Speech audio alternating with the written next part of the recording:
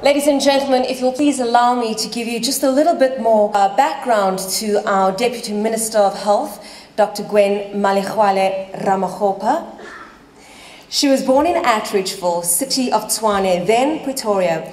She qualified as a medical doctor, MB-CHB, in 1989 and attained her Master's in Public Health, MPH, in 2007.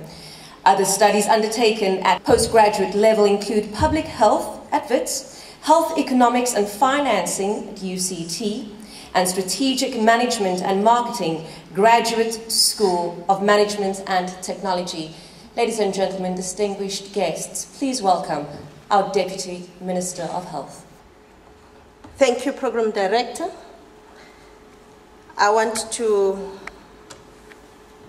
pass my greetings to the patron of the South African Federation for Mental Health, who has welcomed us quite warmly, Mrs. Rachel Tambo. Also acknowledge the chairperson of the local organizing committee, Ms. Ingrid Daniels, the president of the World Federation for Mental Health, Mr. Tony Fouke, a friend, an Australian friend to South Africa, especially after the Rugby World Cup. The president of the South African Federation for Mental Health, Mrs. Shona Stakian. We also have amongst us the head of non-communicable diseases in the Ministry and Department of Health, with us, and many other representatives of health from government that are here, from the national, provincial, local level, professionals, NGOs, experts, distinguished guests, ladies and gentlemen. I'm very privileged to address this opening of the World Federation on Mental Health Congress on behalf of the South African government, and specifically the Minister of Health, the Honorable Dr. Aaron Motsoaledi, who could not join us today due to other official engagements out of the country. As we reflect on mental health, the theme of this year from the World Health Organization has been investing in mental health. I would like to convey our appreciation as a country and on behalf of our people to the Federation for selecting South Africa as a host of this Congress. In fact, I'm informed that it is the first of such an event in the SADC region, and perhaps the second in our region, Africa. The fact that this Congress takes place in our region encourages us to work together to foster global solidarity in translating into practical terms your Congress theme of securing an African footprint in global mental health. As a region still striving to shed the burdens of colonial oppression, exploitation of its natural resources, wars and strifes, hunger and disease, this Congress becomes indeed a beacon of tangible hope that a healthy, productive, and a more humane era for Africa and her people has dawned. As we in the country have established a system of delegations to the deputy ministers, the task to oversee the enhancement of mental health and mental health services in our country has been delegated to the office of the Deputy Minister in this term. I therefore particularly look forward to strengthening partnerships with the role players in this forum and beyond. This should assist us in leveraging the evidence-based knowledge that will emerge from your deliberations. Health, as defined by the World Health Organization, is, I quote, a state of complete physical, mental, and social well-being. Mental health is therefore an essential element of health and is crucial to the overall well-being of individuals and the society at large. Close quote. Mental health is also referred to, I quote, the successful performance of mental function resulting in productive activities, fulfilling relationships with other people, and the ability to adapt to change and to cope with adversity from early childhood until later life.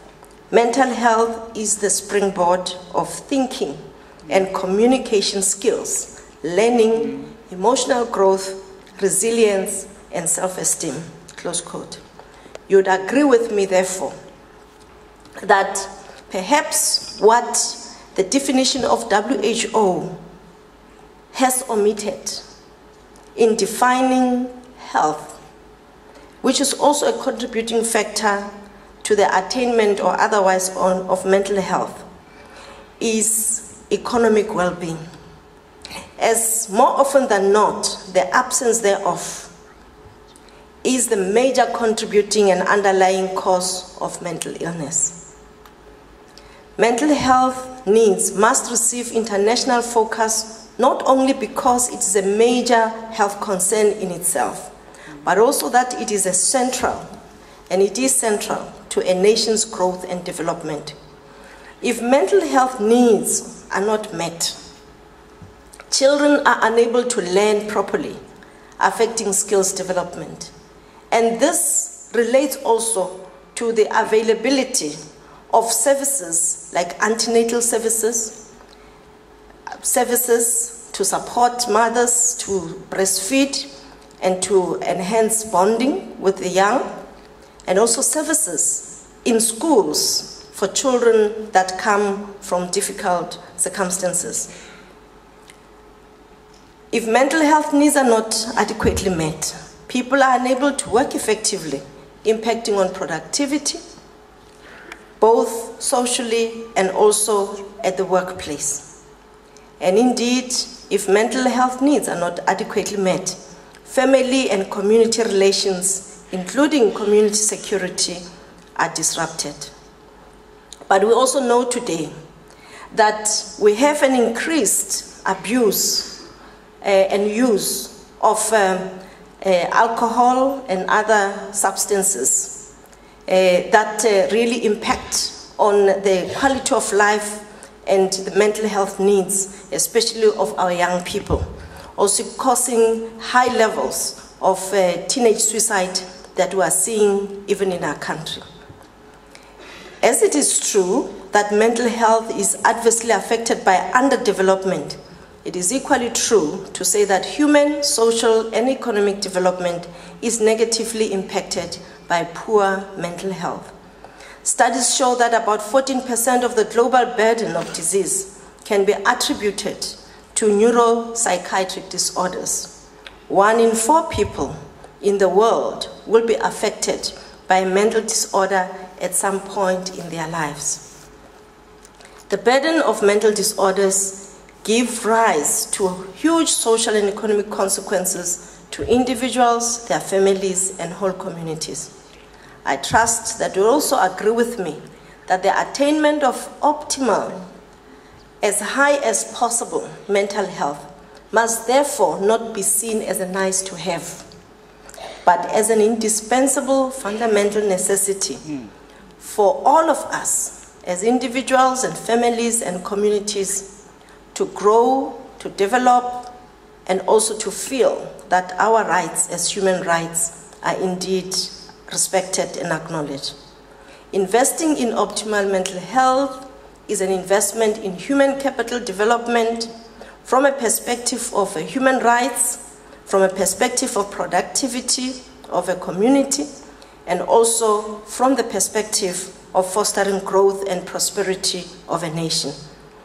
This Congress is a wonderful opportunity to encourage partners and colleagues from different sectors from all over the world to evaluate the evidence that will be presented and to consider the recommendations that will be made in order to find solutions to the still existing barriers that impede attainment of optimal mental health or mental well-being.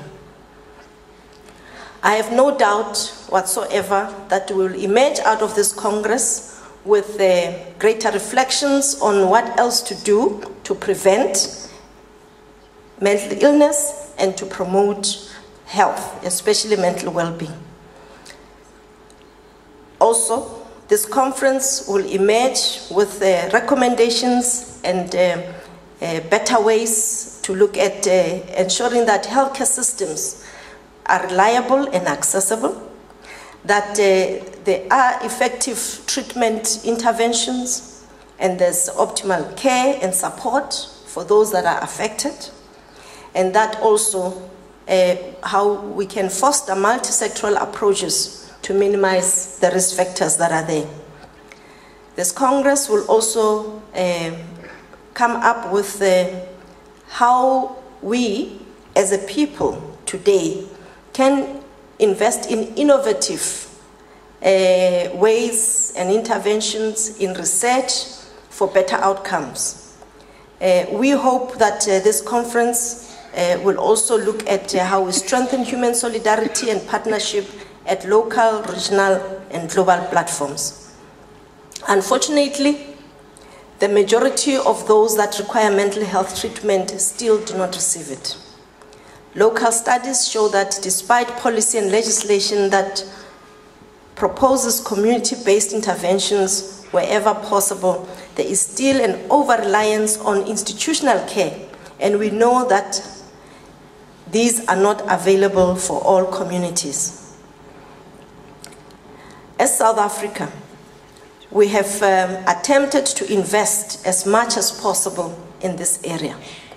We are also aware that there is stigma, discrimination that continues to be a major barrier to mental health care. Lack of awareness about mental disorders has a major impact on policies and programs. As we address all these complexities and other aspects of barriers, we also know that there are many gaps that have been dealt with in terms of evidence and the science of mental illness. We need to ensure that we implement these without any further delays. I want to pledge solidarity with yourselves for your campaign of profiling mental health, especially on the international platform. Indeed, it is a concern that in dealing with non-communicable diseases, mental health has not been receiving prominence. In our country, we have also just emerged from a non-communicable diseases summit. Whilst reference was made to mental health, we felt that that summit has not adequately dealt with mental health issues. Together with the minister, we will be hosting a mental health summit with all stakeholders in the first part of next year. And in this summit, we will also be presenting a specific policy on mental health. The country has prioritized mental health and has ensured that mental health is mainstreamed in all our health policies, legislation, and programs. In our country, there are no less than 10 legislative instruments that have been introduced since 1994 to address the mental health needs of our people. But despite this, we believe a dedicated, focused national policy on mental health will help us to build on the achievements made and also to close the gaps that are there. It is in this context that I have no doubt that the additional reforms that are being undertaken in restructuring and re-engineering our health system will also address positively and impact positively on mental health needs of our people. These include the re-engineering of primary health care to ensure that we have specialists in each and every municipal area. We also are introducing in this regard school health services, where mental health, counseling, and support are also key in this regard. The third component of the re-engineering of primary health care is establishment of community-based health teams in each of the 4,000 or so municipal wards in our country. Indeed, those that have a need in mental services, especially those that in many cases are hidden away from communities, should benefit from all this strengthening and re-engineering of primary health care in our country. The second important reform that will also impact positively on mental health is the introduction of national health insurance system, where people should be covered and where all those that are in need should have access to affordable health care. In this regard, we have prioritized the improvement of quality of services. Particularly, we know that mental health services in hospital have been like prisons and sometimes referred to as asylums. Investments in infrastructure development, in improving care and support will also help in this regard. But we also know that a curative-based service, as we have in the private sector in our country, has resulted in many of our people almost sent to bankruptcy because of the high cost of medical care, including those that have chronic mental illness. We trust that the National Health Insurance System, with your inputs, will ensure that the needs of those that have mental health, those that have mental illness, are also adequately addressed. The other important area that we are looking at in the reforms of our health system is the strengthening of the training and development platform for human resources in health. In this regard, we are engaging with medical schools and to ensure that we increase the number of health professionals trained locally. Globally, there are more than 4 million shortages of doctors. So this is not unique to the African continent or only to South Africa. So as we advance as South Africa in investing in training and development, we would like you to join hands with us to also monitor that the rich countries are also investing in human resources for health. As if they do not do this, they will then be poaching from those poorer communities that are trying their best. All of us must contribute in this regard, including in ensuring that all health professionals have basic training in supporting those who have mental health needs, and also that with the specialties that these are available and accessible to support the frontline health workers throughout the country, in particular in areas like South Africa, to cover also poorer areas like rural areas. In closing, I really believe that we are at a point where mental health globally, we have evidence-based interventions. We have made significant progress, and the next steps must be action steps to bring about the necessary changes in health systems and in care and support. It is also important that we support advocacy work, like what the federations globally and nationally are doing. You can count us as your ally. Please ensure that you also don't pull back your punches. It is your government, it is your health ministry.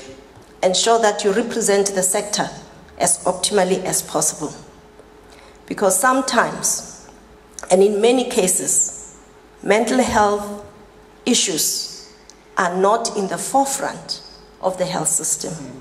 So we will also depend on you to speak louder. We will depend on you to pull us aside. We will depend on you to advise us as robustly sometimes as it may be necessary.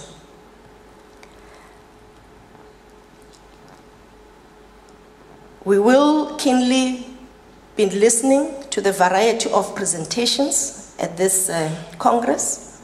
We will keenly follow through the case studies that will be shared and also the research outcomes that will also be tabled at this Congress. And we have no doubt that at the end of this Congress, the mental health sector will never be the same again, especially in our continent and in our country. Please also take time to enjoy the beauty and the hospitality of our country, especially Cape Town. That would also enhance your mental well-being. I wish you great success in this Congress and am very greatly privileged to declare the Congress open. Thank you.